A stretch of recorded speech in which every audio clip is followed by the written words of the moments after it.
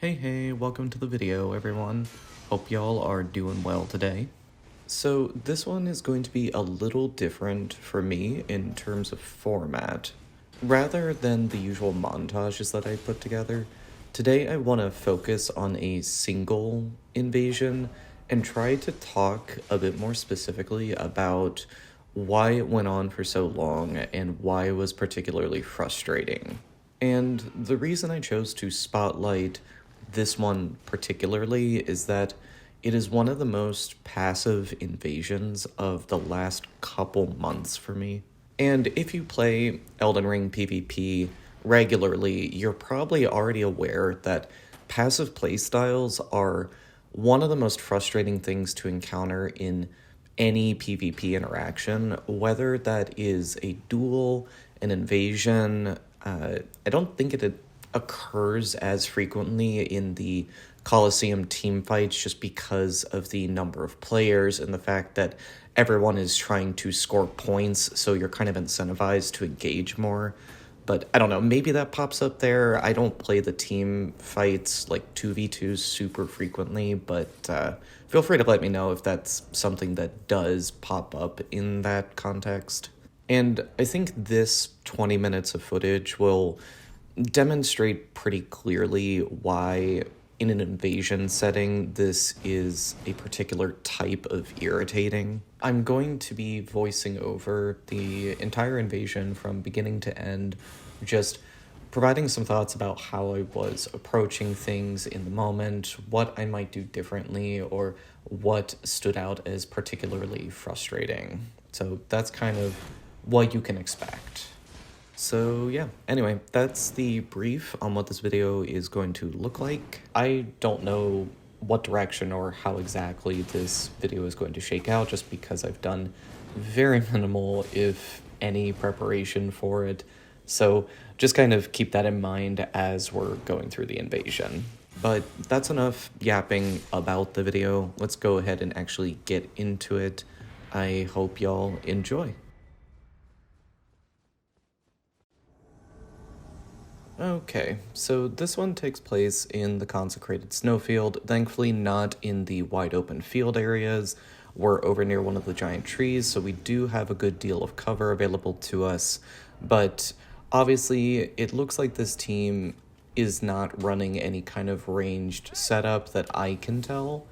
Both of them seem to be running a CGS and a GUGS, and that GUGS has RKR on it, Royal Knight's Resolve, so I can assume that that thing can pack quite the punch if they manage to land, and the fact that both of these guys have hyper armor weapons means that approach is going to be tough if they are not separated.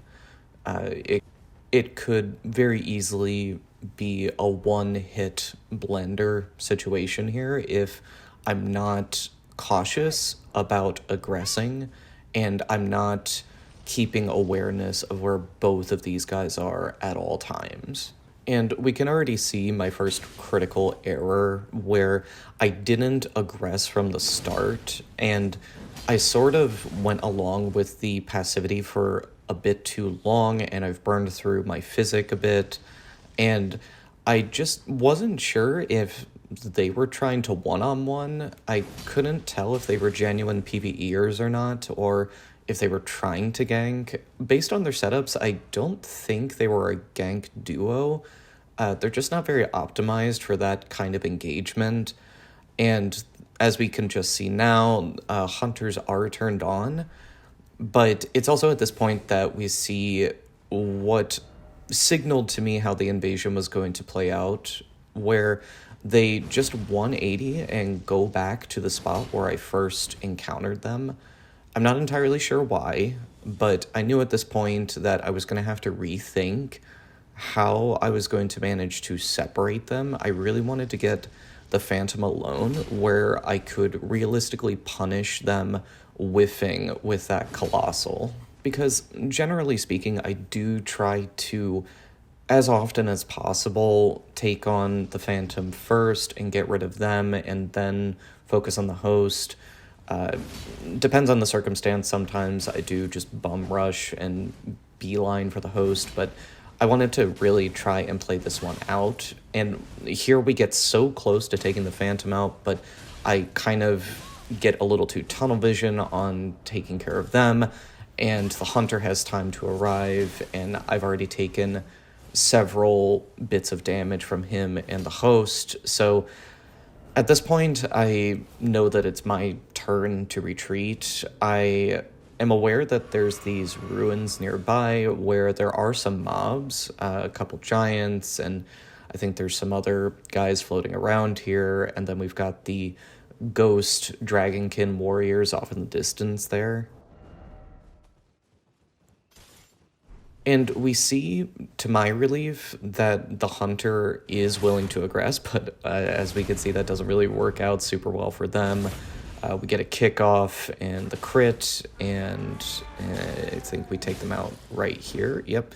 So down they go. One threat eliminated, but we've basically just reset to neutral for where we were to start. And it's right here in this exact spot that you'll see for the rest of the invasion, there's like this invisible line, I guess kind of due to the mobs, but these guys would not go past this rock. They would not set a foot further at any point. I start to understand, okay, I can rely on the fact that they're not going to approach, so I can take a bit of time to buff, to try and batter them from afar, and take my time with thinking through things without having to worry about being aggressed. So this was probably the best possible spot to kind of play their way without putting myself at risk too much.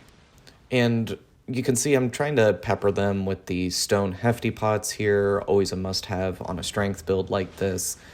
And yet again, we see them only choosing to approach when they are both within blendering distance of each other, and then they'll just, for whatever reason, separate whenever I'm far away. I don't know why they don't just take one approach at all times and use their advantage of numbers to aggress. This kind of playstyle is always very frustrating for that reason as well. The logic of it just doesn't make much sense other than they're scared to engage or they're trying to irritate you and make you slip up. So it puts you, the invader, who is already at a number of disadvantages in this scenario, even more on the back foot because you have to take the active, aggressive position, whereas they can be very reactive and do shit like what we're seeing here. They can just turn around and book it in the opposite direction at any point. They are not inclined to interact or engage in any way whatsoever. And for the second time now, they go all the way back to that specific spot from the beginning. I don't know why they were so attached to that tree stump. But as you always should in these situations, I bring out the great bow and I start trying to harass them, to try and motivate them to approach. And once the Phantom starts approaching, I was hoping to kite them further away from the host, but the host is just incredibly aware of when they need to run in and save their Phantom. We come within a hair's width of getting blendered there. And it's in this mode, actually, that I'm more comfortable when they're kind of taking their 1-2 turns to aggressing. It makes it a little easier to try and whiff punish, but it's still not great. And I don't know why I was trying to land these pots from so far. They were clearly out of range. But, you know, I'm going to go ahead and take some time, swap out my talisman, pop the bestial vitality and the icon shield to maximize some regen, drop a warming stone, just the usual regen stacking, just because there's no point in wasting flasks when there's no immediacy in the situation.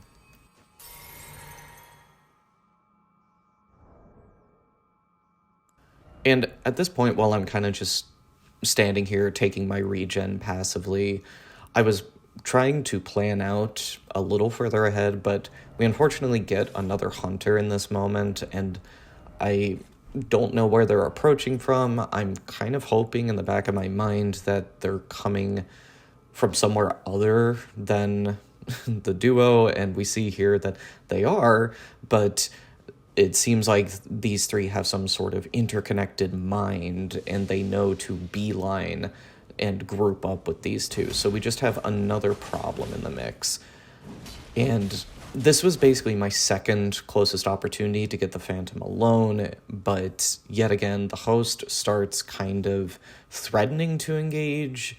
The hunter, as they often do, is here for the gank, so we're suddenly waiting for not 2, but 3 people to start aggressing us.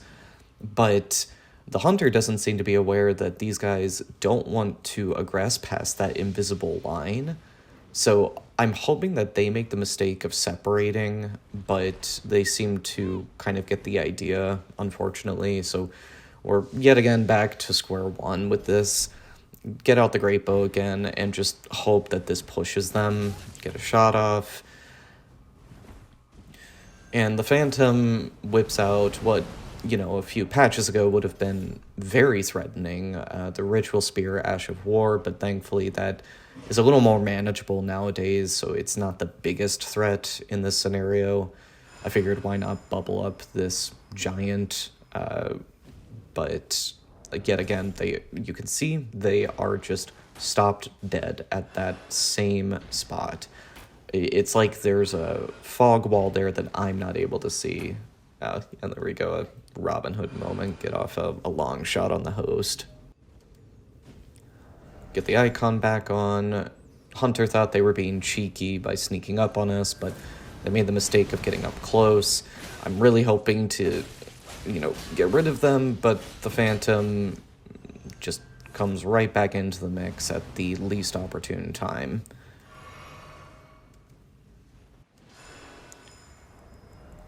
And since we've been consuming some FP by popping the bubble, we get a Starlight Shard going so that we can get all that back.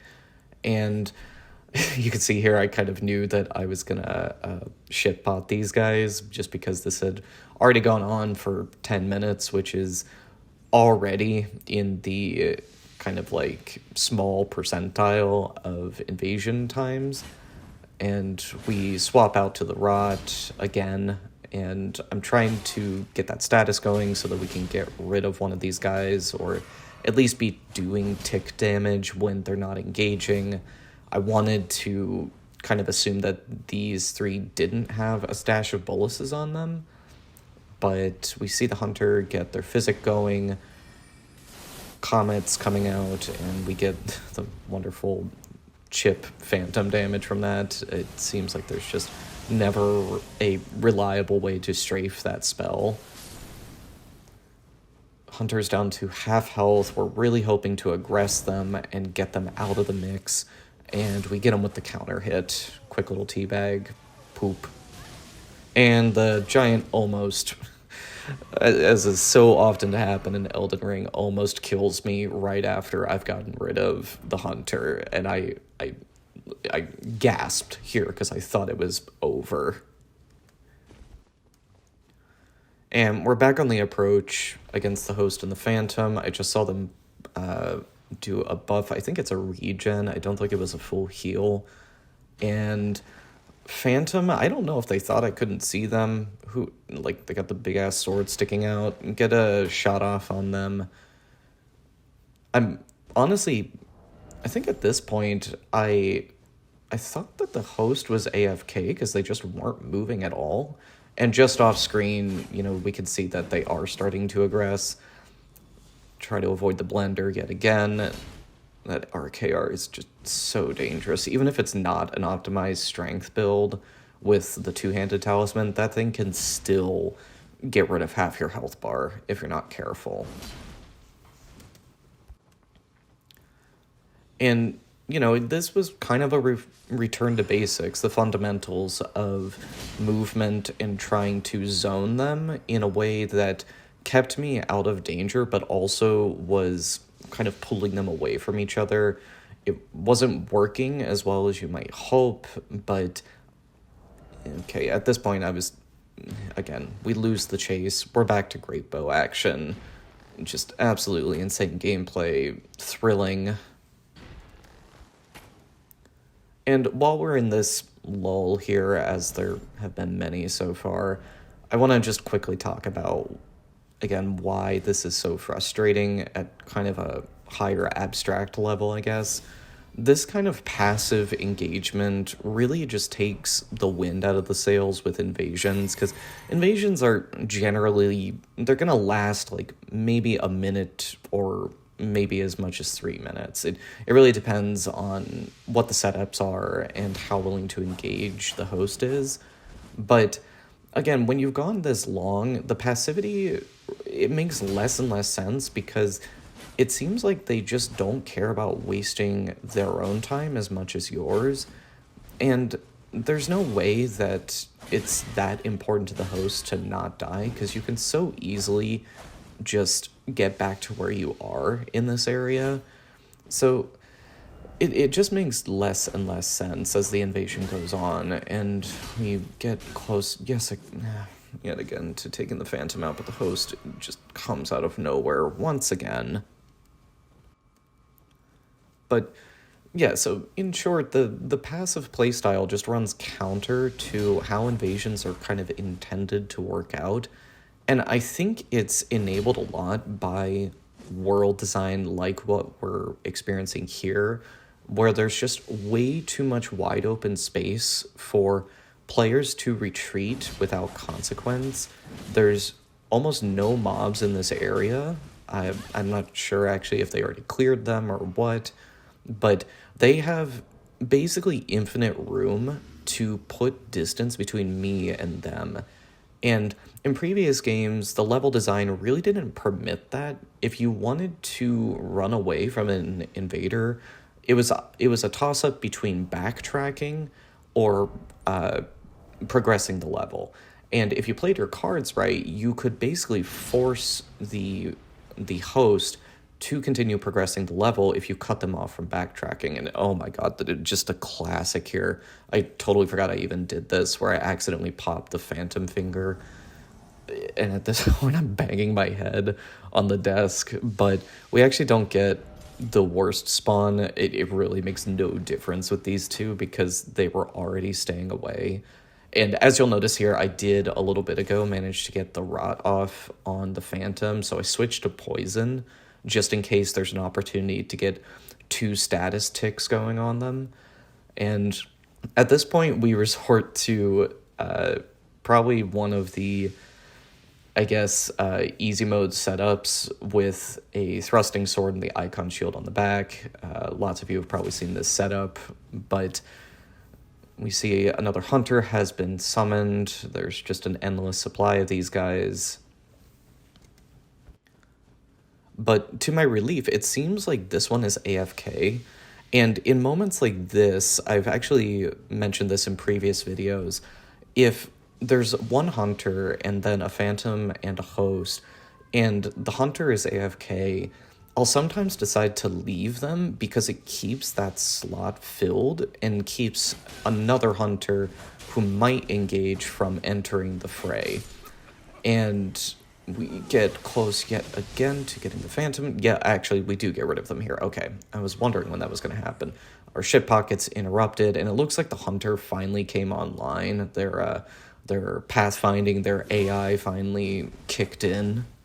So we are kind of back to square one for, the millionth time of this invasion, but at the very least, the Phantom is out of the mix now. So we're no longer dealing with the Gugs with RKR on it. There's slightly less risk now of getting blendered.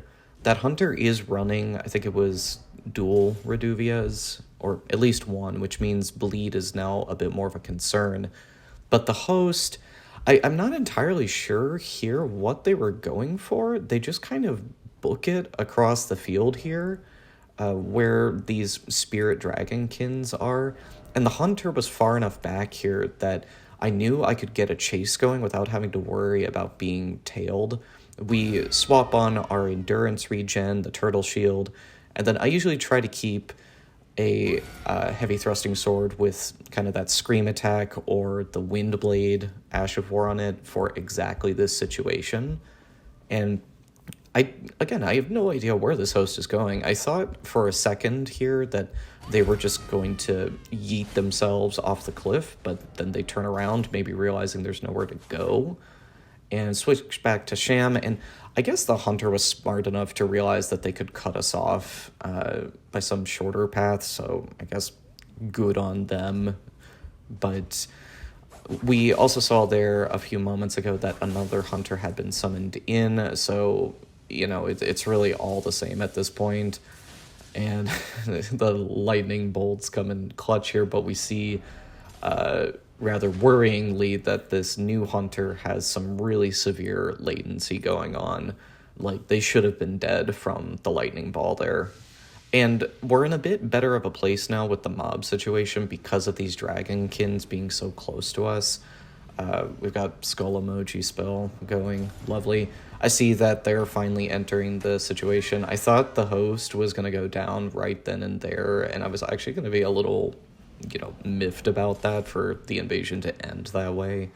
One of the hunters was engaging a mob for some reason. Host finally gets it in their head to engage, and they go down in like 2 seconds. We get the ship out off before it was too late there, and I'm just out of there at this point. I was so over Elden Ring here, and I just sort of closed the game down. And now that the invasion is over, I guess I can just say a couple closing thoughts.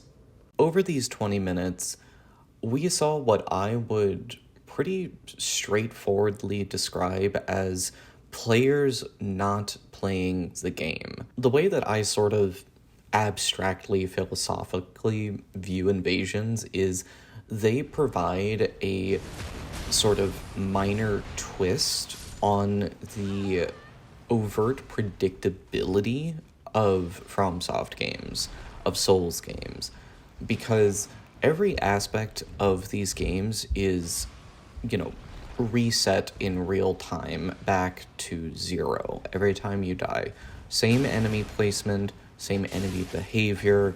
Yeah, there's some variability for sure in the scenarios that you get into, but boss fights, enemy behaviors are all very predictable, and that's part of the game's strength, is it allows you to learn that and refine how you approach it. But that comes with a bit of a built-in drawback to playing with another person, because once another player is involved, and I'm not saying that this is bad and that playing co-op is bad, but inherently when you play with another person, there is less onus on you to actually internalize, memorize, and learn from the enemy design and level design.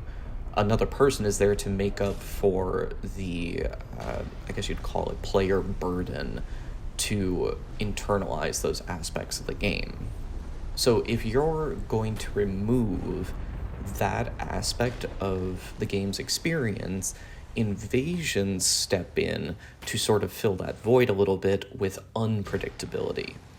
Because clearly, if you're willing to basically steamroll the predictable side of the game game is going to instead substitute out an unpredictable element, and that is the invader. And that unpredictability is what keeps a lot of PvPers, obviously myself included, coming back to invasions and back to duels. So I hope, assuming that we even get another FromSoft game with invasions or invasion-like mechanics, who honestly knows at this point, but if we do get a game like that in the future, I really hope that more thorough consideration and testing is given to directing and encouraging and rewarding players when it comes to engaging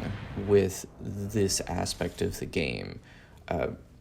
Nowadays, with the kind of like landscape of a lot of AAA games and multiplayer games, a lot of people get hooked by them because of the extrinsic rewards, these sort of external motivators that the game provides you to kind of pull you in and keep you in the experience. And as much as I love Invasions and I love FromSoft games, the studio has never really implemented an explicit incentive to players to engage with invasions. But anyway, I am straying way too far off from the original point of this video. I clearly have a lot of thoughts here, and I do enjoy talking about, as cheesy as it sounds, things I really care about, even with something like a video game. I think it's worthwhile to examine and critique the things that you enjoy to this extent. But I'm going to draw the line here and just kind of cap all this off. I hope this was engaging and entertaining for some of y'all. I think I would like to do a few more videos of this format and kind of just talk about some components of Elden Ring that stick out to me. Some of them, or probably most of them, or maybe all of them, honestly, are probably a bit more negative leaning, but we'll see. Anyway, thanks for watching, and I'll see y'all in the next one.